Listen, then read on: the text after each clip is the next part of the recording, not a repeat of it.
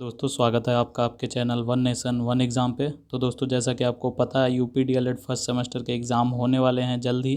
तो दोस्तों यह मैराथन क्लास है। दोस्तों इसमें आज तक जितने भी पूछे गए हैं लघु उत्तरीय प्रश्न यानी 2 नंबर के क्वेश्चन जो पूछे जाते हैं आज तक जितने पूछे गए हैं सभी इसमें सम्मिलित हैं और जो पूछे जा सकते हैं वह भी इसमें शामिल है। तो दोस्तों वीडियो एंड तक ज़रूर देखिएगा और साथ ही साथ जो आप क्वेश्चन देख रहे हैं उनको एक कॉपी पे लिखते रहिएगा।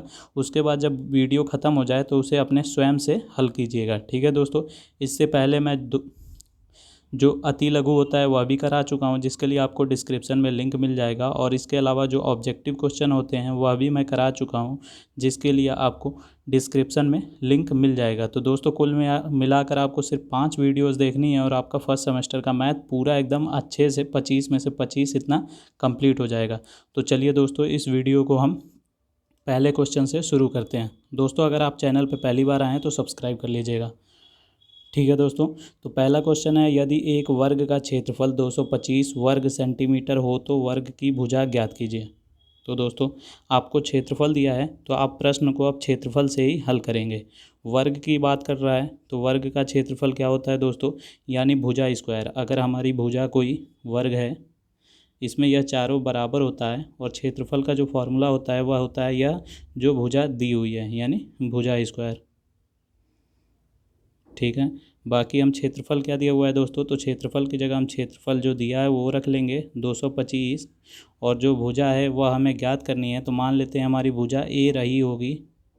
तो दोस्तों हमारा आ गया ए स्क्वायर बराबर 225। तो यहाँ से इधर वर्ग है तो दूसरी तरफ यह जाएगा तो अंडर रूट हो जाएगा। तो क्या हो जाएगा दोस्तों, ए बराबर अंडर रूट 225 और 225 का जो अंडर रूट होता है वह होता है 15। तो दोस्तों यही हमारा उत्तर हो जाएगा और सेंटीमीटर में दिया है तो हमारा उत्तर आ जाएगा 15 सेंटीमीटर, यानी इसकी जो भुजाएं होंगी वह 15 15 15 की होंगी। अब हम देखते हैं दूसरा प्रश्न जो है, यदि x प्लस वाई, दोस्तों x प्लस वाई दिया हुआ है साथ ही में आपको x माइनस वाई दिया हुआ है तो आपको एक्स वाई की जो मान होगा वह ज्ञात करना है। तो दोस्तों x प्लस वाई दिया हुआ है, x प्लस वाई बराबर 15। जो दूसरी इक्वेशन हमारी दी हुई है x माइनस वाई उसको उसी के नीचे लिख लीजिएगा। ठीक है। इसके बाद आप देख रहे होंगे जो y है वो प्लस का है और साथ ही में दूसरे इक्वेशन में माइनस का है तो हम इसको जोड़ लेंगे ताकि हमारा y कट जाए। ठीक है। और सिर्फ x बचेगा और x जुड़ के 2x हो जाएंगे तो 2x बराबर और इधर 15 और 10 जुड़ेगा तो 25। ठीक है दोस्तों। अब क्या हो जाएगा हमारे पास 2x बराबर 25। ठीक है। आप इसी को स्टेप वाइज लिखते रहिएगा क्योंकि 2 नंबर का है तो आपको स्टेप मार्किंग के भी नंबर मिलते हैं। तो यहाँ से 2x के साथ गुणा हो रहा है तो दूसरी तरफ जाके भाग हो जाएगा तो 25 भागे 2 हो जाएगा। तो जब हम 25 को 2 से काटेंगे तो हमारा आ जाएगा 12.5 और दोस्तों यही हमारा उत्तर हो जाएगा, यानी यह हमारा आ गया x का मान। अब हमें क्या करना है, y का भी मान ज्ञात करना है। तो दोस्तों हमने x का मान निकाल लिया 12.5 और इस इक्वेशन में पुट कर देंगे तो 12.5 प्लस वाई बराबर 15।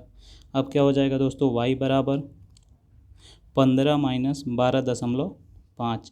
जब हम 15 में से घटाएंगे 12.5 को तो हमारा आ जाएगा 2.5। तो दोस्तों हमारे x और y की वैल्यू ज्ञात हो गई तो यह हमारा प्रश्न पूरा हल हो गया।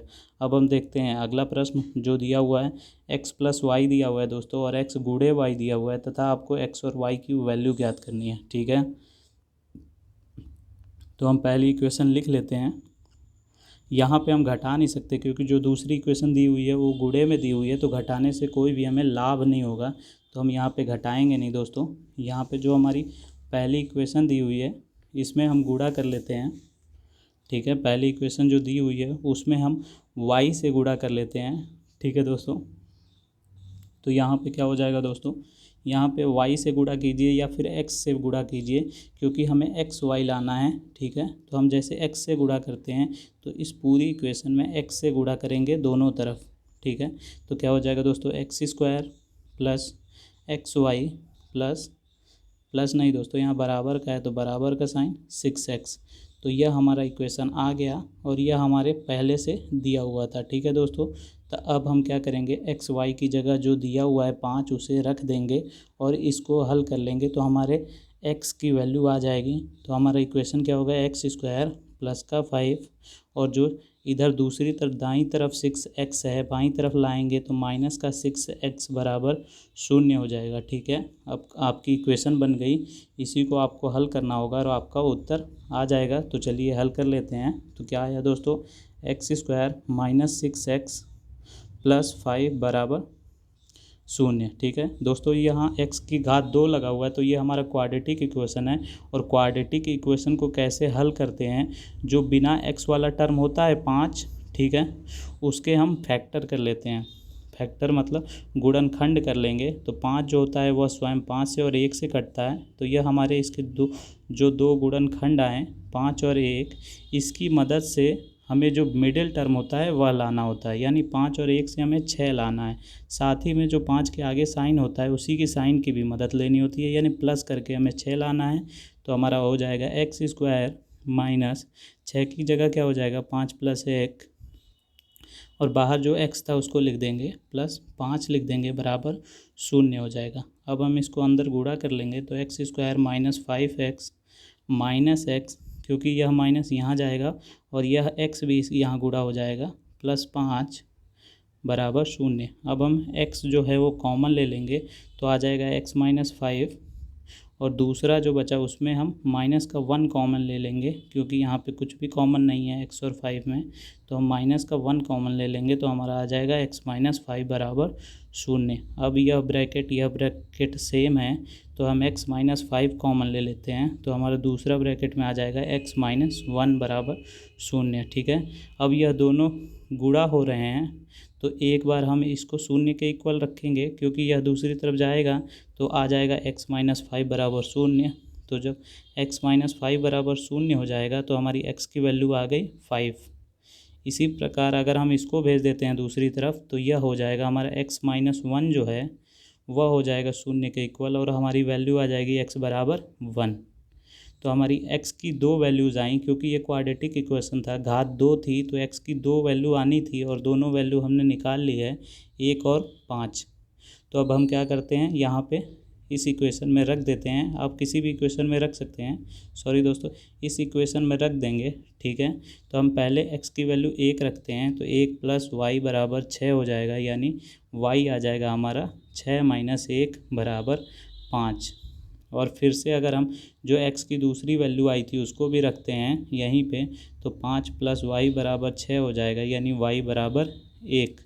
तो जो हमारी x की वैल्यूज़ आई वह आई 5 और 1, और जो y की वैल्यूज़ आई वो आई 1 और 5। ठीक है दोस्तों, और यही आपका उत्तर हो जाएगा। दोस्तों उम्मीद करता हूँ आपको समझ में आ गया होगा, समझ में आया होगा तो लाइक अवश्य कीजिएगा वीडियो को। अब हम देखते हैं अगला प्रश्न, जो है भिन्न से संबंधित सामान्य तथ्य बताने हैं। यानी दोस्तों भिन्न से रिलेटेड जो कुछ भी आपको पता है वह आपको बताना है इसमें। तो दोस्तों कुछ भी लिख सकते हैं आप अपने अकॉर्डिंग। भिन्न में जो इसके प्रमुख तथ्य होते हैं, जो मतलब तथ्य हो एकदम जो रिलेट कर पाएँ। जैसे अगर हम पहला तथ्य लिखते हैं, जब अंश और हर बराबर हो तो भिन्न का मान 1 आता है। तो पहला तथ्य सही है, इसको आप देख भी सकते हैं कि जब अंश और हर अगर हम बराबर रखते हैं तो इसका जो सॉल्यूशन आता है वह 1 आता है। इसी प्रकार आप 4 लिख देंगे, जिससे आधे आधे नंबर मिलेंगे और आपको 4 में से मतलब 4 पॉइंट लिखेंगे तो आपको 2 में से 2 नंबर मिल जाएंगे। तो दूसरा पॉइंट लिख देंगे, किसी भिन्न का मान 0 हो तो अंश 0 होता है। ठीक है दोस्तों, तो दूसरा है, अगर किसी भिन्न का, जैसे दोस्तों यह किसी भिन्न का मान 0 है तो उसका जो अंश होगा वह 0 होगा, क्योंकि अगर हम किसी शून्य को किसी भी संख्या से घटाते हैं तो वह 0 ही आता है। ठीक है दोस्तों, इसी प्रकार एक और लिख सकते हैं आप तीसरा पॉइंट, कि कोई भी भिन्न है अगर उसमें अंश और हर में हम समान संख्या से गुणा करते हैं तो वह संख्या पुनः वही संख्या आ जाता है। क्योंकि 2/5 था, अगर हम 2 समान संख्याएं यानी 2 जो ऊपर है समान, नीचे भी है समान, इससे गुणा करते हैं तो 2 दूनी के 4, 4/10 आ गया। तो इसको पुनः हल करेंगे तो 2 दूनी के 4, 2 पंचे 10, तो यह पुनः वही आ जाएगा।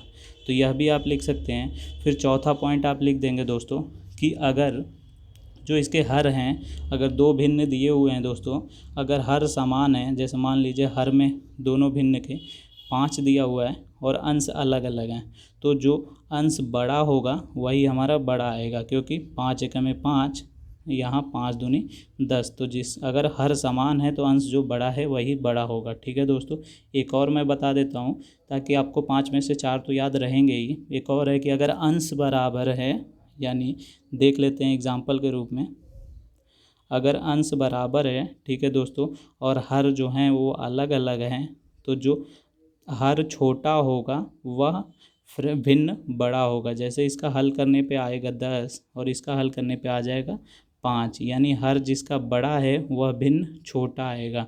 ठीक है दोस्तों, अब हम देखते हैं अगला प्रश्न जो है, पटरी और प्रकार की सहायता से 60 डिग्री, 90 डिग्री तथा 120 डिग्री का कोण बनाइए। तो दोस्तों हमको कोण बनाना है, लेकिन हमको पटरी और प्रकार की सहायता से बनाना है। तो आप पटरी लीजिएगा और वहाँ से आप कुछ मतलब एक लाइन खींच लीजिएगा अपने अनुसार, 3-4 सेंटीमीटर जो भी हो, जैसे 3 सेंटीमीटर की आपने खींच ली।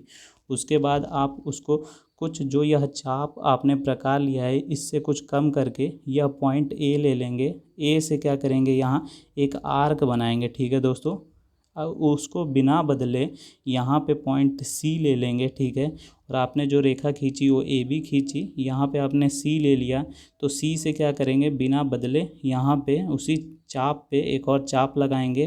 तो दोस्तों यह जो पहला चाप लगता है यह होता है हमारा 60 डिग्री का। ठीक है, इसी प्रकार यहाँ से अगर हम पॉइंट ले लेते हैं, जहाँ यह चाप आपने लगाया उसको अगर पॉइंट डी ले लेते हैं, तो वहाँ से जो नेक्स्ट चाप लगाएंगे दोस्तों वह हो जाएगा 120। ठीक है, तो दो आपके हो गए 60 और 120। और तीसरा हम देखते हैं, अगर आपसे 90 पूछता है तो यह 60 और 120 हो गए। इसी के मिड में बिना बदले अगर आप पॉइंट डी से एक बीच में आर्क लगाते हैं और फिर वो यहाँ पॉइंट ई से पुनः इसी आर्क पे यहाँ से ऐसे काट देते हैं, तो जो यह कटने पे आएगा दोस्तों यह 90 डिग्री आएगा। ठीक है दोस्तों, इसको आप अच्छे से समझ लीजिएगा, क्योंकि एक ना एक प्रश्न ज़रूर पूछता है, या तो आपसे 60 पूछेगा या 90 या फिर 120। ठीक है दोस्तों, तो अब हम देखते हैं छठा प्रश्न जो कह रहा है, यदि एक वृत्त की त्रिज्या 7 सेंटीमीटर है तो वृत्त का क्षेत्रफल बताइए। तो दोस्तों आपको क्षेत्रफल का फॉर्मूला याद होगा तभी आप कर पाएंगे, इसलिए कुछ जो फॉर्मूले हैं वह आप याद कर लीजिएगा। ठीक है, तो अब हम इसको हल कर लेते हैं। तो जो वृत्त का क्षेत्रफल का फॉर्मूला होता है दोस्तों वह होता है पाई आर स्क्वायर। तो आपको आर दिया हुआ है, आर क्या दिया हुआ है दोस्तों, आर यानी रेडियस, रेडियस यानी त्रिज्या आपको दी हुई है। तो त्रिज्या क्या हो जाएगी आपकी, आर 7 हो जाएगा, और पावर 2 लगी हुई है तो घात हम 2 लगा देंगे, और पाई की वैल्यू आपको पता होनी चाहिए 22/7 होती है। यही आपका जो है यह क्षेत्रफल आ जाएगा। ठीक है दोस्तों, अब हम इसको हल कर लेंगे। तो नीचे 7 है और यहाँ घात 2 लगा है, यानी हम इस 7 को 2 बार भी लिख सकते हैं। तो एक 7 से एक 7 कट जाएगा, और हमारे अंश में जो बच गया 22 गुणे 7, इसको हम गुणा कर लेंगे। तो जो गुणा करने पे आएगा दोस्तों वही हमारा उत्तर आएगा। तो 7 दूनी 14 हमारा एक हासिल बचा, 7 दूनी 14 और 1 15 सेंटीमीटर वर्ग हमारा उत्तर हो जाएगा, जो छठा प्रश्न है उसका। ठीक है दोस्तों, अब हम देखते हैं सातवां प्रश्न जो पूछ रहा है, एक आयताकार मैदान की लंबाई है 15 मीटर, चौड़ाई है 10 मीटर और मैदान का परिमाप आपको ज्ञात करना है। दोस्तों परिमाप में कुछ नहीं करना होता है, जैसे यह आपको दिया हुआ है, ये चाहे वर्ग हो, आयताकार हो, कुछ भी हो, जो यह आपको दिए हुए होते हैं इसकी साइड्स यानी भुजाएं, इनको जोड़ लेना होता है। ठीक है, बाकी अगर आपको फार्मूला पता है तो आप फार्मूले पे भी रख सकते हैं। ठीक है, तो परिमाप निकालने के लिए दोस्तों फार्मूला होता है 2l+b, l यानी लंबाई, b यानी चौड़ाई। तो जो हमारी लंबाई है वो 15 है, जो चौड़ाई है वो 10 है, तो जब हम इसको जोड़ेंगे 15 और 10 को तो हो जाएगा 25, और बाहर क्या है 2 है, तो 2 से जब हम 25 को गुणा करेंगे तो 25 दूनी 50। दोस्तों यह आ गया हमारा परिमाप, और साथ ही में हमको क्षेत्रफल भी ज्ञात करना है। तो दोस्तों क्षेत्रफल का फॉर्मूला होता है l/b, यानी लंबाई गुणे चौड़ाई, यानी 15 गुणे 10। ठीक है दोस्तों, 15 गुणे 10। और दोस्तों जो परिमाप में यूनिट आती है, यानी जो आप हल करेंगे तो यहाँ इकाई आएगी, वह आएगी मीटर में, क्योंकि आप इनको जोड़ेंगे तो 15 मीटर, 10 मीटर, ये सब जुड़ जुड़ के मीटर ही में तो आएंगे। लेकिन जो आपका एरिया होता है या क्षेत्रफल होगा वो आएगा मीटर स्क्वायर, क्योंकि आप यहाँ जो लेंथ का यूनिट है मीटर, उसको गुणा कर रहे हैं मीटर से, तो मीटर गुणे मीटर मीटर वर्ग हो जाएगा। अब हम देखते हैं अगला प्रश्न जो है आठवां दोस्तों बॉड मास का है। अगर आपने बॉड मास के नियम नहीं पढ़े हैं तो आपको डिस्क्रिप्शन में लिंक मिल जाएगा, वहाँ से जाकर आप उसे अवश्य देख लीजिएगा। तो दोस्तों बॉड मास के अकॉर्डिंग पहले हम ब्रैकेट को हल करते हैं। तो ब्रैकेट को हल करेंगे, पहला ब्रैकेट -5 ही हो जाएगा, दूसरा ब्रैकेट जो है माइनस के साथ माइनस का गुणा होगा तो प्लस का 45 हो जाएगा, ठीक है। जब हम तीसरा ब्रैकेट हल करेंगे तो वह माइनस का 15 ही रहेगा, ठीक है। साथ में भाग लगाए तो ब्रैकेट के बाद अगला काम होता है हमें भाग करना, तो हम इसके नीचे -15 लिख देंगे। उसके बाद प्लस माइनस माइनस हो जाएगा और उसके साथ 3 गुणा हो रहा है, तो 3 को अगर हम गुणा भी कर देते हैं तो यहाँ 3 बचे 15 हो जाएगा।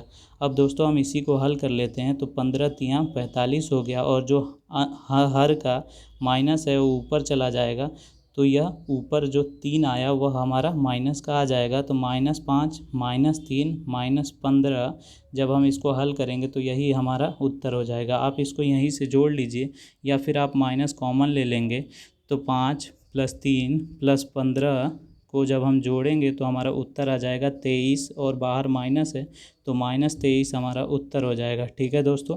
अब हम देखते हैं अगला प्रश्न जो है 9वां, हल कीजिए। दोस्तों इसको जो दिया हुआ है आपको इसे हल करना है। तो दोस्तों यहाँ भागे में दिया हुआ है -1/8 है, ठीक है। फिर भाग कह रहा है 3/4। तो दोस्तों जब फ्रैक्शन में यानी भिन्न में आपसे भाग पूछे तो भाग का निशान आप हटाकर वहाँ गुणे का निशान कर देंगे, और जो भाग के समय हर है वो अंश हो जाएगा और जो अंश है वो हर हो जाएगा, ठीक है दोस्तों। यही हमारा भाग करने का नियम होता है। तो अब हम इसको ऐसे कर लिए हैं। अब हम देखते हैं अंश में जो दोनों टर्म है 1 और 4 क्या किसी से कट रहे हैं हर वाले से, तो 4 दूनी 8 हो जाएगा। तो ऊपर बचेगा दोस्तों 1 गुणे 1 और माइनस है तो -1 और नीचे बचेगा 2 तिहाई 6, यानी -1/6 जो है वो 9वें प्रश्न के पहले का उत्तर हो जाएगा। अब हम देखते हैं इसी का जो दूसरा भाग है उसको देखते हैं। दोस्तों आप दूसरा भाग जो है वीडियो को रोक कर स्वयं से भी कर सकते हैं। तो इसमें भी वही प्रक्रिया करनी है। -7/12 भागे 2/3 है दोस्तों। तो जिसमें भाग का निशान लगा रहता है भिन्न में, तो हम जो आखिरी वाला बाद वाला टर्म होता है उसको बदल देते हैं, यानी जो हर है वो अंश हो जाएगा और जो साइन है वो गुणे का हो जाएगा, ठीक है दोस्तों। तो इसी प्रकार अब हम देखते हैं क्या कुछ आपस में अंश का हर से कट रहा है। अगर कट रहा है तो ठीक है, नहीं कट रहा है दोस्तों तो यही हमारा जो गुणा करने पे आएगा यही हमारा उत्तर आ जाएगा। तो दोस्तों 7 तरीके 21, ठीक है। नहीं दोस्तों यहाँ कट भी रहा है, 3 चौके 12, तो ठीक है। तो 7 एकम में 7 यानी -7, ठीक है दोस्तों। उसके अलावा क्या आ जाएगा दोस्तों 4 दूनी 8, ठीक है दोस्तों। तो यह हमारा उत्तर आ गया -7/8, ठीक है दोस्तों।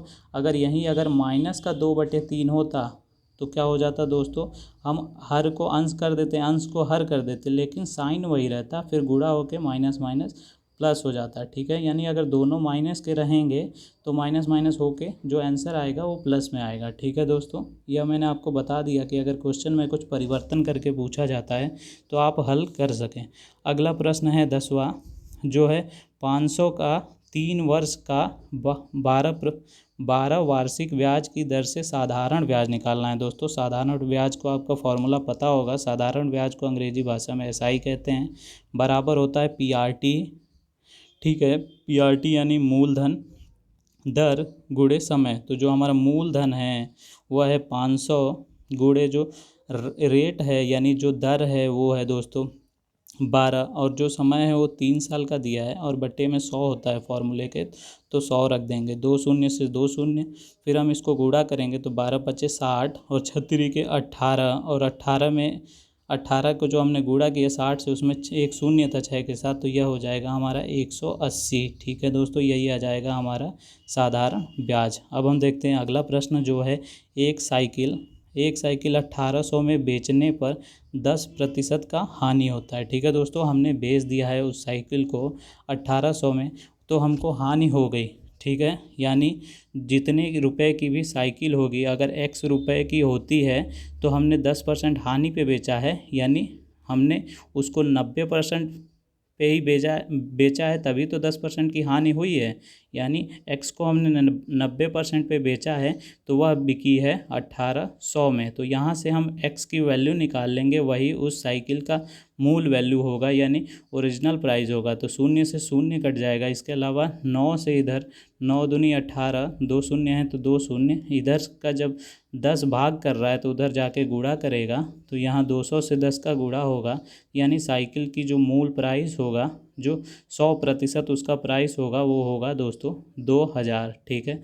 अब हम देखते हैं अगला प्रश्न जो है 12वां। एक परीक्षा में 75% बच्चे उत्तीर्ण हुए। ठीक है दोस्तों, और उसमें टोटल बच्चे हैं 1500 बच्चे बैठे हैं, तो कुल परीक्षा में अनुत्तीर्ण कितने हुए दोस्तों। अगर 75% उत्तीर्ण हैं, पास हैं, तो आप समझ सकते हैं कि 25% जो हैं वो फेल हैं। तो हम इसका जो 25% है उसे वही तो हमें ज्ञात करना है। अनुत्तीर्ण संख्याएं हमें ज्ञात कर लेंगे तो हम इसका 25% ज्ञात कर लेंगे। ठीक है दोस्तों, तो 15 गुणे जब हम 25 करेंगे तो 25 को जब हम 15 से गुणा करेंगे तो दोस्तों गुणा करके मैं बता देता हूँ, यहाँ 25 आ गया तो 5 × 25 हमारा बच्चा 2, 5 × में 5, 2 7 और 2 से करेंगे तो यहाँ 30, यानी 375 जो है वो अनुत्तीर्ण बच्चों की संख्या आ जाएगी। अब हम देखते हैं अगला प्रश्न जो है अभाज्य संख्याएं तथा भाज्य संख्याएं किन्हें कहते हैं। तो दोस्तों अभाज्य संख्याएं उन्हें कहते हैं जिनके केवल 2 फैक्टर या 2 गुणनखंड होते हैं। जैसे एग्जाम्पल है 2 जो होता है वो सिर्फ 2 ही संख्याओं से कटता है, एक स्वयं से और एक से कटेगा और स्वयं से कटेगा। यह होती है हमारी अभाज्य संख्या, जैसे 2, 3, 5, 7। और भाज्य संख्याएं क्या होती हैं दोस्तों, जैसे कि 4 एक से तो कट ही रहा है, साथ में स्वयं से भी कट रहा है, लेकिन इसके अलावा वह 2 से भी कट रहा है, यानी जिसके 2 से ज़्यादा फैक्टर होते हैं वो होती हैं हमारी भाज्य संख्याएं, जिनके 2 फैक्टर होती हैं वो होते हैं अभाज्य संख्याएं। ठीक है दोस्तों, और बाकी हम एक को इसमें सम्मिलित नहीं करते हैं, क्योंकि एक के जो हैं वो सिर्फ एक फैक्टर है। तो जो 2 होगा वह सबसे छोटा अभाज्य होगा, जो 4 होगा वह सबसे छोटा भाज्य होगा। यह भी आपके ऑब्जेक्टिव प्रश्न में पूछ लिया जाता है। अब हम देखते हैं दोस्तों अगला प्रश्न है भाजकता के कुछ नियम बताइए। ठीक है दोस्तों, भाजकता यानी जो 2, आपको कैसे पता चलता है कि कोई संख्या 2 से कट रही है या 3 से कट सकती है, यही आपको नियम बताना है। तो दोस्तों जो भाजकता में अब पहला नियम लिखेंगे वह 2 के भाजकता का नियम लिखेंगे, तो वह संख्याएं जिसके आखिरी में 2, 4, 6, 8 या 0 हो वह 2 से कट जाती हैं। एग्जाम्पल के लिए जैसे अगर हम 50 लिखते हैं तो यह भी 2 से कटेगा, 58 लिखते हैं तो भी 2 से कटेगा, 56 लिखते हैं तो भी 2 से कटता है, 24 भी, मतलब कि 54 भी और 52 भी। इसी प्रकार जिस संख्या के अंत में यह संख्याएं होंगी वह 2 से कट जाएंगी। यह 2 के भाजकता का नियम होता है। ठीक है दोस्तों, इसी प्रकार 3 की अगर हम बात करते हैं तो कोई कितनी भी बड़ी संख्या है, जैसे है हमारा अगर कोई संख्या दी हुई है 327, तो हम कैसे पता करेंगे कि यह 3 से कटता है या नहीं। अब हम भाग करेंगे तो बहुत टाइम लगेगा। तो 3 का भाजकता का नियम होता है कि अगर हम इन संख्याओं को जोड़ते हैं, यानी 7, 3, 10, 2, 12 जो जोड़ करने पे आता है, अगर वह 3 से कट जा रहा है तो जो संख्या दी हुई है वह भी 3 से कट जाएगी। ठीक है दोस्तों, इसी प्रकार आप 5 के भाजकता का नियम लिख सकते हैं। 5 सिर्फ उन्हीं संख्याओं को काटता है जिनके आखिरी में 5 या फिर 0 हो, जैसे 25 हो गया या 20 हो गया, यह सब 5 से कट जाएंगे। ठीक है दोस्तों, इसी प्रकार आप 6 का भी नियम लिख सकते हैं कि वह संख्याएं जो 2 से और 3 से विभाजित हो जाती हैं, यानी इन दोनों से जो संख्याएं कटेंगी वही 6 से भी कटेंगी। ठीक है दोस्तों, तो अब हम, यह आपका 14वां प्रश्न हो गया। आप इसको लिखिएगा, 4 पॉइंट लिखेंगे तो 2 नंबर पूरे मिल जाएंगे। अब हम देखते हैं 15वां प्रश्न जो है संख्याओं से संबंधित याद रखने वाले योग्य तथ्य बताइए। यानी दोस्तों संख्याओं से रिलेटेड जो योग्य तथ्य हैं वह बताने हैं। जैसे कि मैं पहला पॉइंट बताता हूँ कि जिन संख्याओं से गणना की जाती है उन्हें हम प्राकृतिक संख्या कहते हैं, यानी संख्याओं के बारे में बताना है। जैसे कि जिनसे हम गणना करते हैं वह हमारी संख्याएं होती हैं, जैसे 1, 2, 3, 4 आदि, इसी प्रकार।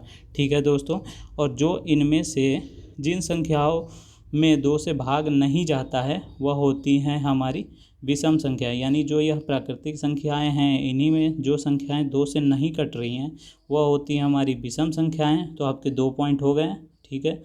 अब इसी प्रकार तीसरा पॉइंट लिखेंगे जिसमें भाग जाता है, वह होती हैं हमारी सम संख्याएं, ठीक है दोस्तों। इसी प्रकार आप चौथा पॉइंट भी लिख देंगे, जो संख्याएं एक या स्वयं की संख्या के अलावा किसी से विभाजित नहीं होता है उसे हम अभाज्य संख्याएं कहते हैं। जो मैंने अभी आपको ऊपर बताया यह भी आप लिख सकते हैं और भाज्य संख्या के बारे में भी लिख देंगे, तो आपके 4 पॉइंट हो जाएंगे, तो 2 नंबर पूरे प्राप्त हो जाएंगे। अब हम देखते हैं अगला प्रश्न जो है 16वां कि इसको सरल करना है। तो दोस्तों आपको सिंपली हल कर देना है। x को y के साथ गुणा करना है, फिर x को z के साथ गुणा करना है। तो गुणा करने पे आएगा xy minus xz plus yz minus yx। इसी प्रकार जो तीसरा ब्रैकेट है इसको भी हल कर लेंगे, तो प्लस का आएगा zx माइनस zy। दोस्तों अब हम इसको हल करेंगे तो जो xy है वो xy के साथ ही हल होता है और दोनों सेम हैं और अपोजिट साइन है तो कट जाएंगे। इसी प्रकार xz भी xz के साथ कट जाएगा और yz भी yz के साथ कट जाएगा, सब कटे हैं तो हमारा शून्य उत्तर आ जाएगा। अब हम देखते हैं अगला प्रश्न जो है समीकरण 3x माइनस 5 बराबर x प्लस 3। दोस्तों हमें इसे हल करना है, तो आपको पता होगा जो हमें नहीं पता उसको एक तरफ करते हैं, तो जो x है उसको हम बाईं तरफ कर लेंगे, तो जो दाईं तरफ x है वो बाईं तरफ आके माइनस का हो जाएगा और जो 5 ज्ञात है हमें वह हम दाईं तरफ कर लेंगे, तो वह जो माइनस का है वह प्लस का हो जाएगा। तो दोस्तों 2x बराबर जो है वो 8 हो जाएगा, यानी जो x की वैल्यू आ गई वो आ गई दोस्तों 4। अब हम देखते हैं अगला प्रश्न जो है a प्लस बी का होल स्क्वायर करना है। दोस्तों सिर्फ आपको इसमें a प्लस बी का होल स्क्वायर कर देना है, यानी a square plus b square plus 2ab। इसी प्रकार आपको कर देना है, तो एक्स स्क्वायर प्लस बी, इसमें क्या है दोस्तों 5 है, तो 5 का स्क्वायर क्या हो जाएगा 25 और फिर 2a और b, यानी इसको आप हल करेंगे तो इसका उत्तर आ जाएगा एक्स स्क्वायर प्लस 10x जो यहाँ से है प्लस 25। दोस्तों यही हमारा उत्तर हो जाएगा। अब हम देखते हैं अगला प्रश्न जो है 19। 7.2 सेंटीमीटर व्यास की वृत्त खींचिए तथा इसकी त्रिज्या भी ज्ञात कीजिए। दोस्तों त्रिज्या ज्ञात करने का फॉर्मूला होता है कि जब हम व्यास को 2 से भाग कर देते हैं, यानी व्यास दिया है 7.2, तो हम इसको जब 2 से भाग करेंगे यानी 3.6 जो आएगा यह हमारी त्रिज्या आ जाएगी। इसके अलावा आप अपनी पटरी पे 3.6 माप करके एक सर्कल बना देंगे और यही हमारा उत्तर हो जाएगा। अब हम देखते हैं अगला प्रश्न जो है 20वां। किसी कक्षा में वार्षिक परीक्षा में 60 बच्चों का परिणाम पाई ग्राफ में आपको फिगर में दिख रहा होगा, यह दिया हुआ है। तो आपसे कह रहा है कि सबसे अधिक बच्चे की श्रेणी में उत्तीर्ण हुए, किस श्रेणी में उत्तीर्ण हुए। तो दोस्तों आप देख रहे होंगे कि सबसे बड़ा यह जो है यह चिन्ह है, यानी द्वितीय श्रेणी है, तो द्वितीय श्रेणी के सबसे ज़्यादा बच्चे उत्तीर्ण हुए और कितने हुए यह भी बताना है। तो जो 60 बच्चे हैं उनको फिगर में किस में विभाजित किया गया है, डिग्री में, और कितने डिग्री में। तो दोस्तों आप इन सबको जोड़ सकते हैं या फिर एक पॉइंट पे 360 डिग्री बनता है, यानी जो 60 बच्चे हैं उनको 360 डिग्री में विभाजित किया गया है। तो एक बच्चे की वैल्यू क्या आ जाएगी दोस्तों एक बच्चे की वैल्यू आ जाएगी 1/6, ठीक है दोस्तों। तो इसी प्रकार आप निकाल लेंगे कि जो द्वितीय श्रेणी है उसमें कितने बच्चे हैं।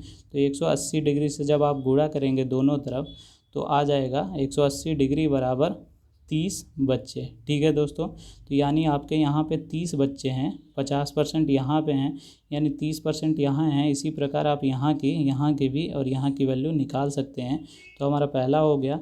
अब दूसरा पूछ रहा है प्रथम श्रेणी एवं द्वितीय श्रेणी में उत्तीर्ण बच्चों की संख्या का अनुपात। तो दोस्तों द्वितीय श्रेणी यह है, प्रथम श्रेणी यह है, तो आप इनकी संख्या का अनुपात भी निकाल सकते हैं या फिर इनकी डिग्री का भी अनुपात निकालेंगे तो सेम ही आएगा। तो 60 को 180 डिग्री के साथ करेंगे तो हमारा आएगा 1:3। तो यही हमारा उत्तर हो जाएगा, या फिर आप संख्या भी निकाल सकते हैं। तो द्वितीय श्रेणी का निकाल चुके हैं, प्रथम श्रेणी का क्या हो जाएगा दोस्तों, इधर 60 से गुणा करेंगे तो 60 × 1 जो इसमें हमने गुणा किया, इसी प्रकार दूसरी तरफ 1/6 में 60 से जब हम गुणा करेंगे तो आ जाएगा 10, यानी 10 छात्र हैं प्रथम श्रेणी में और द्वितीय श्रेणी में है 30 छात्र। आ जाएगा हमारा 1:3। तो दोस्तों दोनों तरफ से 1:3 ही आ रहा है और यही हमारा उत्तर हो जाएगा। अब हम देखते हैं अगला प्रश्न जो है 21। रमेश के बगीचे में विभिन्न प्रकार के फूल के पौधे लगाए गए हैं। नीचे दी गई सारणी में इन पौधों की संख्या दी हुई है, इन्हें पिक्टोग्राफ यानी पिक्चर के माध्यम से प्रदर्शित करना है। तो दोस्तों आपको क्या करना होगा, जो ये संख्याएं दी हैं इनका HCF ले लेंगे और उसी के हिसाब से आप फूल के माध्यम से यानी पिक्चर के माध्यम से इनको प्रदर्शित कर लेंगे। तो दोस्तों आप देख रहे होंगे कि सब संख्याएं जो हैं इसमें दी हुई हैं वो 5 से कट जाएंगी, क्योंकि 0 है आखिरी में और 5 है आखिरी में, जो अभी मैंने भाजकता का नियम बताया, या फिर आप डायरेक्ट HCF भी निकाल सकते हैं। तो 5 आ गया, यानी जो गुलाब के फूल होंगे वो 30 हैं। तो 5 से जब हम भाग करेंगे तो 6 फूल आ जाएंगे। तो आप 6 फूल बना दीजिएगा इसके सामने, ठीक है, 4 5 6। इसी प्रकार गेंदे के सामने 5 फूल बना देंगे। आप अपने हिसाब से फूल बना लीजिएगा दोस्तों। 1 2 3 4 5 फूल हो गए। जूही के सामने 2 फूल, 1 2 फूल हो गए। डहेलिया के सामने 45 है, तो 5 से जब भाग करेंगे तो 9 आएगा। 4 5 6 7 8 9, इसी प्रकार 9 बना लिया। और रजनीगंधा के सामने आप 3 फूल बना लेंगे। ठीक है दोस्तों, यही आपका उत्तर हो जाएगा। आप इसको इस प्रकार भी बना सकते हैं कि इधर आपने गुलाब लिख दिया, इधर गेंदा लिख दिया और इधर आपने इसके चित्र बना लिए। ठीक है दोस्तों, इसी प्रकार का अगला प्रश्न देखते हैं, जो एक उद्यान में विभिन्न प्रजाति के फूलों के पौधे लगाए गए हैं। नीचे दी गई सारणी में इन पौधों की संख्या दी हुई है, पिक्टोग्राफ के द्वारा प्रदर्शित करिए। तो दोस्तों यह सेम क्वेश्चन है, आप इसको हल कीजिएगा और नीचे कमेंट कीजिएगा कि आप इसको हल कर पा रहे हैं या नहीं। अगर हल कर पा रहे हो तो वीडियो को लाइक कीजिएगा, और नहीं कर पा रहे हैं तो बताइएगा कि क्या प्रॉब्लम आ रही है। ठीक है दोस्तों, अब हम देखते हैं अगला प्रश्न, जो है एक आयत की लंबाई और चौड़ाई दी हुई है दोस्तों, और इसके चारों ओर तार लगवाने हैं। जब तार लगाने की बात हो दोस्तों, यानी आयत में आपको पैरामीटर ज्ञात करनी है। तो पैरामीटर में मैंने आपको क्या बताया अभी कि आपको क्या करना होता है, फॉर्मूला लगा सकते हैं या फिर आप जोड़ देंगे। तो 110 है, इधर 40 है, यह सामने वाला भी आयतकार है तो 110 है और ये 40 हो गया। तो जोड़ सकते हैं, या फिर 2l+b का फॉर्मूला लगा देंगे तो 2l यानी 110 और b यानी 40।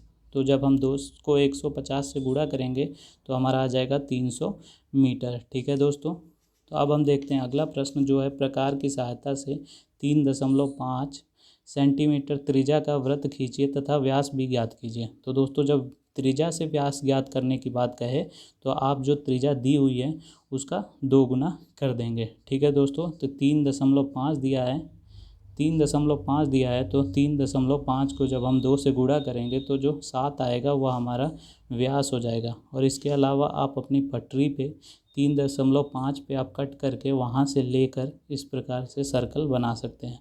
तो आपका 24वां भी हो गया। अब हम देखते हैं 25वां, जो कह रहा है 3 सेंटीमीटर की माप लेकर।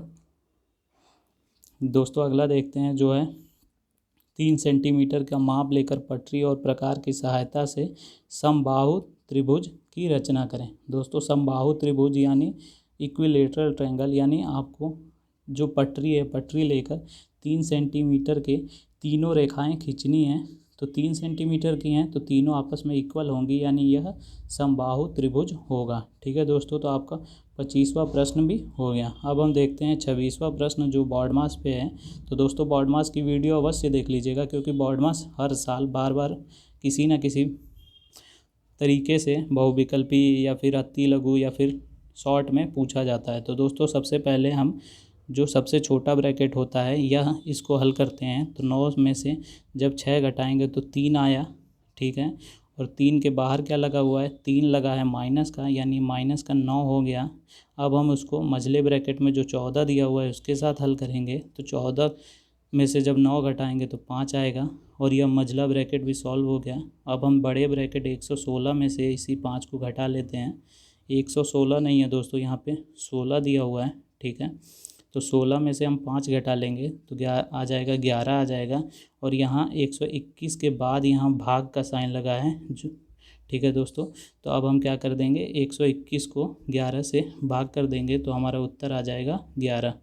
ठीक है। अब हम अगला प्रश्न देखते हैं, जो है निम्न चित्र की आयत की भुजाएं दी हुई हैं, परिमाप ज्ञात करना है। तो दोस्तों मैं परिमाप का ऑलरेडी आपको बता चुका हूँ 2 बार। इस प्रश्न को भी आप करिएगा और नीचे कमेंट कीजिएगा कि इसका उत्तर क्या आएगा। ठीक है दोस्तों, 27वां प्रश्न। अब हम देखते हैं 28वां प्रश्न क्या कह रहा है। 1/2 गुणे 3/5। तो दोस्तों जब गुणे में फ्रैक्शन दिए होते हैं तो सामने सामने गुणा हो जाता है, यानी अंश का अंश में, 3 एकम में 3, हर का हर में, 5 दूनी 10। और दोस्तों यह जो है वो भिन्न का है, फ्रैक्शन में जो है जोड़ हो रहा है। तो जब दोस्तों जोड़ पूछता है तो जो हर होता है उनका एलसीएम ले लेते हैं। तो 4 और 8 का एलसीएम 8 आएगा। ठीक है, 8 जो हर था 8, उसका एलसीएम 8 आया, यानी यहाँ 1 से गुणा हुआ तभी तो एलसीएम 8 आया। तो ऊपर भी 1 से, यानी 7 आ गया यहाँ पे क्या हुआ दोस्तों, 4 दूनी 8 हो गया एलसीएम, यानी ऊपर भी हम 2 से गुणा करेंगे तो 3 दूनी 6 हो जाएगा।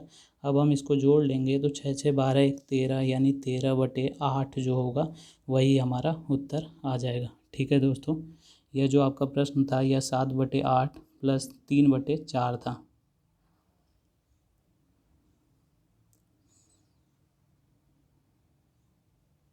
ठीक है दोस्तों, अब हम अगला प्रश्न देखते हैं।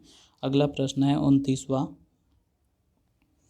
एक त्रिभुज की भुजाएं दी हुई हैं दोस्तों, और आपसे त्रिभुज का क्षेत्रफल पूछ रहा है। तो दोस्तों जब भुजाएं दी हुई होती हैं तो हमें फार्मूला पता होना चाहिए, जो एस होता है, यानी भुजाओं से हमें क्षेत्रफल ज्ञात करने का फार्मूला होता है √S S-A, S-A यानी पहली भुजा, S-B, और तीसरे ब्रैकेट में होता है S-C। और S की वैल्यू क्या होती है, S के लिए भी फार्मूला होता है A + B + C। A का मतलब पहला भुजा है, दूसरा है B, तीसरा है C बटे में 2, यह फार्मूला होता है। तो यहाँ से हम S ज्ञात कर लेंगे। 8 + 15 + 17 जब हम जोड़ेंगे तो 30 40 बटे में 2 आ जाएगा, यानी जो हमारा S आ गया वह आ गया 20। ठीक है दोस्तों, और जो तो अब हम क्षेत्रफल के फार्मूले में इसी S को रख देंगे और हल कर लेंगे दोस्तों। तो यहाँ क्या है, S है यानी 20 है, यहाँ क्या है, A है यानी 8 है। तो जब 20 में से हम 8 घटाएंगे तो क्या आएगा, 12।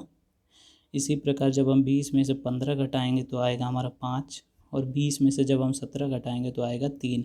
जब हम इस अंडर रूट में गुणा करेंगे 20 × 12 × 5 × 3, तो दोस्तों आएगा हमारा अंडर रूट 3600। और अंडर रूट 3600 क्या होता है दोस्तों, वह होता है 60। तो दोस्तों यही हमारा उत्तर हो जाएगा।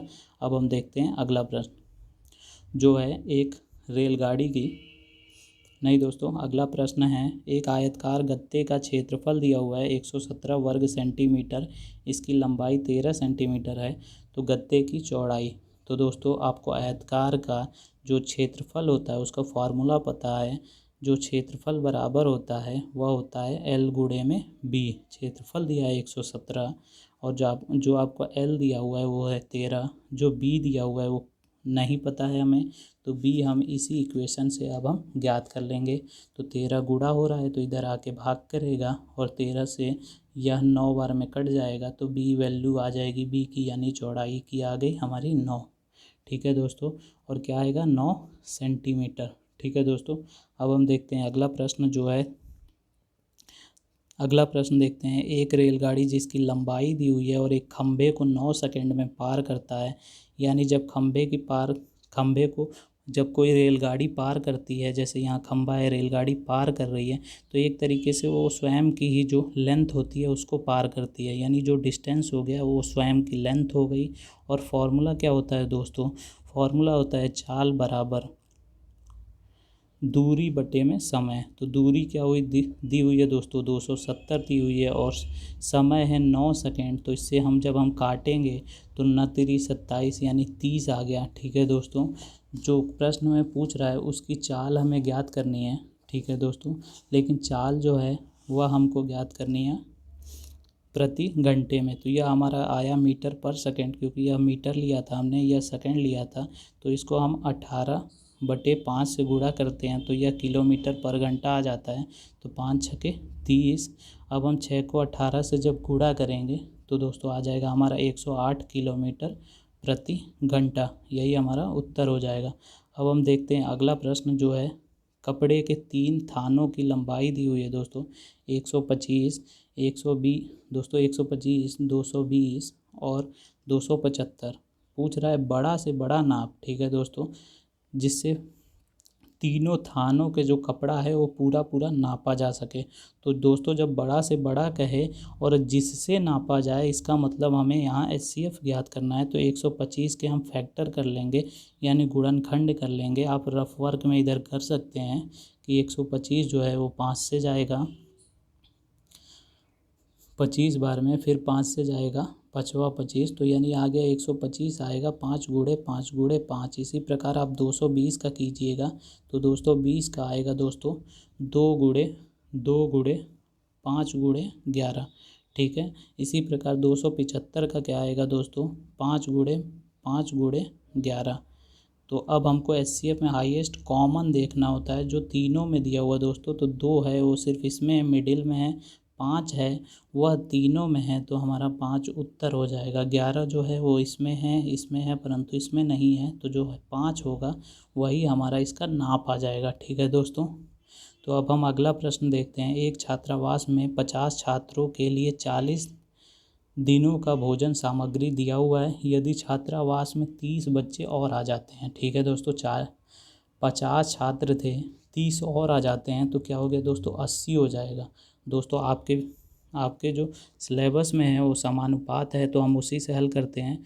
तो जो छात्र हैं उनको हम एक तरफ लिख लेते हैं, और जो दिन है, दूसरी चीज़ दिन है, उसको एक तरफ लिखते हैं। तो पहले थे हमारे पास 50 छात्र, 30 और आ गए तो 80 हो गए, और दिन था पहले हमारे पास 40, और जो बाद का दिन है वो ज्ञात करना है तो x हो जाएगा। तो अब हम इसको किस प्रकार लिखते हैं, इसको हम लिखते हैं 80:, यानी 80 अनुपात 50, ठीक है, समानुपात 40:x, ठीक है दोस्तों।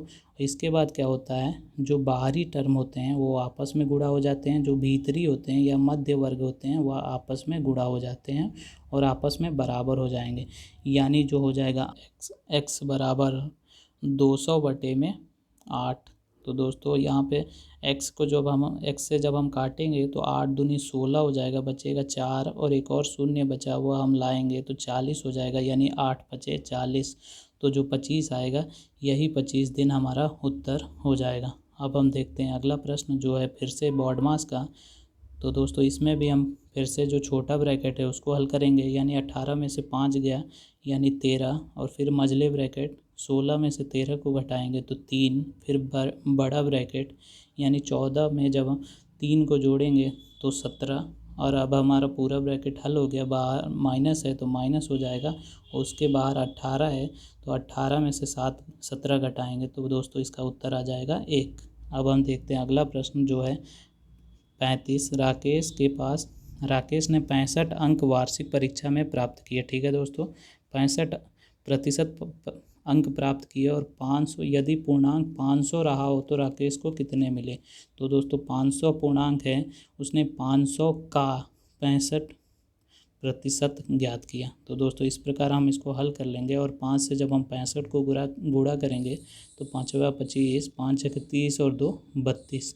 तो उसने 500 में से 332 अंक प्राप्त किए। अब हम देखते हैं अगला प्रश्न जो है, राम ने 300 में एक रेडियो खरीदा, वह उसे कितने रुपए में बेचे कि 20% का लाभ हो जाए। तो दोस्तों इसी का 20% निकाल लेंगे और इसी में जोड़ देंगे, जो हमारा लाभ होगा उसको हम जोड़ देंगे इसी में। तो आगे हमारा दोस्तों 300 का 20% आया 60, तो हम इसमें जोड़ देंगे। तो अगर वह 360 रुपये में बेचता है तो उसको 20% का लाभ हो जाएगा। अगला प्रश्न है, वह बड़ी से बड़ी संख्या बताइए जिससे 49, 59 और 109 को भाग देने पर शेषफल क्रमशः 1, दोस्तों यहाँ पे बच गया है 1, 3 और 5 रहे। यानी अगर हम 49 को किसी संख्या से भाग देते हैं तो 1 बच जाए, 59 को भाग दें तो 3 बच जाए, तो जो बच रहा है उसको हम घटा लेते हैं इस प्रकार के प्रश्न में। यानी 49 में कितना बचना चाहिए 1, यानी हमारे पास क्या बचा 48। इसी प्रकार 59 में कितना बचना चाहिए, 59 में 3 बचना चाहिए, तो हम घटा लेंगे 3 को। फिर 109 में कितना बचना चाहिए 5, तो हमारा हो जाएगा 104। ठीक है दोस्तों, अब हम इसका मसपा निकाल देंगे, यानी वह संख्या आ जाएगी जिससे हम इनको भाग दें तो यह हमारा शेषफल बचेगा। तो 48 को जो गुणनखंड होगा वह होगा 2 गुणे 2 गुणे 2 गुणे 3। आप रफ वर्क में इसके फैक्टर अलग से कर सकते हैं। ठीक है दोस्तों, 56 का हो जाएगा 2 गुणे 2 गुणे 7। इसी प्रकार जो 104 है उसका हो जाएगा 2 गुणे 2 गुणे 2 गुणे 13। तो दोस्तों एचसीएफ में क्या करना होता है, जो कॉमन होता है उसे लेना होता है। तो आप देख रहे होंगे 3 बार 2 जो है वो कॉमन है, यानी इसका एचसीएफ 8 आ जाएगा। तो 8 से अगर हम इसको भाग देते हैं तो 8 छके 48, यानी 1 हमारा शेषफल बच गया। तो यही उत्तर हो जाएगा। अब हम देखते हैं अगला प्रश्न। तो दोस्तों एक आपको दिया हुआ है, क्वाड्रेटिक दिया हुआ है, उसमें आपको सिर्फ ए की वैल्यू रख देनी है। तो दोस्तों ए स्क्वायर की जगह हम -2 रखेंगे तो माइनस माइनस प्लस हो जाएगा, क्योंकि वर्ग हो रहा है, और 5 दूनी 10 हो जाएगा। तो हमारा यहाँ पे आएगा दोस्तों 5, और यहाँ -2 का जब हम वर्ग करेंगे तो माइनस माइनस प्लस 2 दूनी के 4, यानी 5 चौके 20। अगले में क्या आएगा दोस्तों, 4 दूनी 8, और माइनस का है तो माइनस का 8। ये अगले में क्या आएगा दोस्तों, यहाँ पे कोई एक्स का टर्म नहीं है तो माइनस का 2। अब आ जाएगा दोस्तों हमारा 20, और इनको जोड़ देंगे तो -10। तो यानी 20 में से जब हम 10 घटाएंगे तो हमारा उत्तर आ जाएगा 10। अगला प्रश्न देखते हैं दोस्तों। नीचे दिए गए चित्र को देखकर निम्नलिखित प्रश्नों का उत्तर दीजिए। दोस्तों इसमें आपको उत्तर देना है, 3 त्रिज्याओं के नाम लिखना है। तो त्रिज्या वो होती है जो सेंटर से जाती है, जैसे ये और ये, यानी आपकी त्रिज्या हो जाएगी OA, OB और OC। तो पहले का आंसर हो गया। 3 जीवाओं के नाम लिखिए। तो जीवा ये होती हैं दोस्तों 1, 2, और जो डायमीटर व्यास होता है वह सबसे बड़ी जीवा होती है। तो AC, AB और BC जो है वो आपका जीवा हो जाएगा। इसी प्रकार व्रत के व्यास का नाम लिखिए। व्यास क्या है दोस्तों, अभी मैंने बताया, जो AC है वो व्यास भी है और सबसे बड़ा जीवा भी है। व्रत का केंद्र बताइए। तो दोस्तों केंद्र क्या है, यह जो बीच में आपको केंद्र दिख रहा है जहाँ से यह सर्कल बना है, यह केंद्र होता है। तो इसका केंद्र O हो जाएगा। अगला प्रश्न देखते हैं, जो है सलमा अपनी बहन रेशमा से 10 वर्ष बड़ी है दोस्तों। ठीक है दोस्तों, तो जैसा जैसा प्रश्न में कह रहा है वैसा ही हम करेंगे। जो सलमा है और रेशमा है, सलमा अपनी बहन रेशमा की अगर उम्र R है तो सलमा की क्या हो जाएगी दोस्तों, 10 वर्ष उससे बड़ी हो जाएगी, यानी 10 + R हो जाएगा। और रेशमा की उम्र कितनी है, R है।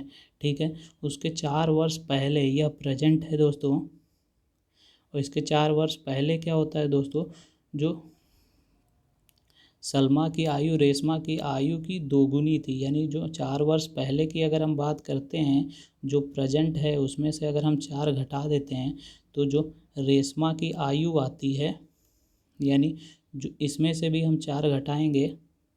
ठीक है, यानी 4 वर्ष पहले की यह आयु है, तो 4 वर्ष पहले क्या इक्वेशन था, जो सलमा की आयु थी, यानी यह सलमा की जो आयु थी वह रेशमा के आयु के 2 गुने के बराबर थी। ठीक है दोस्तों, अब हमारा इक्वेशन बन गया। इसमें भी R है, इसमें भी R है, तो अब हम इसकी R की वैल्यू निकाल लेंगे। तो 10 में से 4 गया, यानी 6। तो R माइनस दोस्तों यहाँ R -6 हो जाएगा, बराबर यहाँ 2R - 2 चौके 8। अब हम R को एक तरफ कर लेते हैं, तो 2R में से एक R आ जाएगा, तो यहाँ बचेगा हमारा सिंगल R। ठीक है दोस्तों, और यहाँ जो है, यहाँ 10 जो था पॉजिटिव का था, 10 में से 4 गया तो 6 बचेगा प्लस का, और इधर से जब हमारा -8 दूसरी तरफ जाएगा तो प्लस का हो जाएगा, और 6 6 12 13 14, यानी R यानी रेशमा की जो उम्र आ गई वह 14 आ गई। तो हम सलमा की निकाल लेंगे। सलमा में क्या करना होगा, हमें रेशमा की उम्र में 10 जोड़ना होगा, तो जो 24 आएगा वह सलमा की उम्र हो जाएगी। अब हम देखते हैं आखिरी प्रश्न। ठीक है दोस्तों, वीडियो समझ में आ रही हो तो लाइक कीजिएगा। यह लास्ट प्रश्न है। यदि किसी वर्ग की एक भुजा 6 सेंटीमीटर है तो क्षेत्रफल ज्ञात कीजिए। तो दोस्तों इस प्रकार का मैंने प्रश्न ऑलरेडी करा दिया है कि क्षेत्रफल ज्ञात करना होता है वर्ग का, तो भुजा का स्क्वायर कर देंगे, यानी 36, और सेंटीमीटर है तो सेंटीमीटर स्क्वायर। तो दोस्तों उम्मीद करता हूँ आपको वीडियो पसंद आई होगी। वीडियो पसंद आई हो तो लाइक करें, चैनल को सब्सक्राइब करें और अपने दोस्तों के साथ अवश्य शेयर करें। धन्यवाद दोस्तों।